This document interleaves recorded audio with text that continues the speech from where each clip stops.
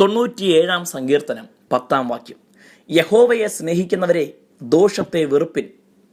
ദൈവം നീതിമാനും വിശുദ്ധനുമാണ്.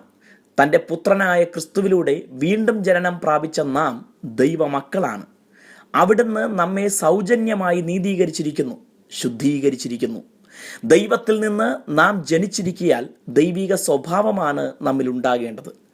എത്ര നല്ല കുടുംബത്തിൽ ജനിച്ചവനായാലും, എത്ര നല്ല സ്വഭാവ ശിക്ഷണത്തിൽ വളർത്തപ്പെട്ടവനായാലും, പിൽക്കാലത്ത് ദോഷമുള്ള മനുഷ്യരുടെ ഇടയിൽ നിരന്തരം സഹവസിച്ചാൽ പല കാരണങ്ങൾ നിമിത്തം വഷളനാകാൻ സാധ്യത കൂടുതലുള്ളതുപോലെ നാം ദൈവത്തിൽ നിന്ന് വീണ്ടും ജനിച്ചവരായിരിക്കുമ്പോൾ തന്നെ പാപം നിറഞ്ഞ ലോകത്തിലാണ് ജീവിക്കുന്നത് എന്നതിനാൽ നിരന്തരം പാപം ചെയ്യാനുള്ള പ്രലോഭനം നേരിട്ടുകൊണ്ടിരിക്കുന്നു. എന്നാൽ നമ്മെ സ്നേഹിച്ച നമ്മുടെ പിതാവാം ദൈവത്തോടുള്ള സ്നേഹം എത്ര ആഴവും ദൃഢവും നിരന്തരവുമായിരിക്കുന്നുവോ അത്രത്തോളം ലോകത്തെയും പാപത്തെയും അകറ്റി നിർത്താൻ നമുക്ക് കഴിയും. നിരന്തരം നമ്മെ സഹായിക്കാൻ നമ്മിൽ വസിക്കുന്ന പരിശുദ്ധാത്മാവിനെ ദൈവം നൽകിയിട്ടുമുണ്ട്.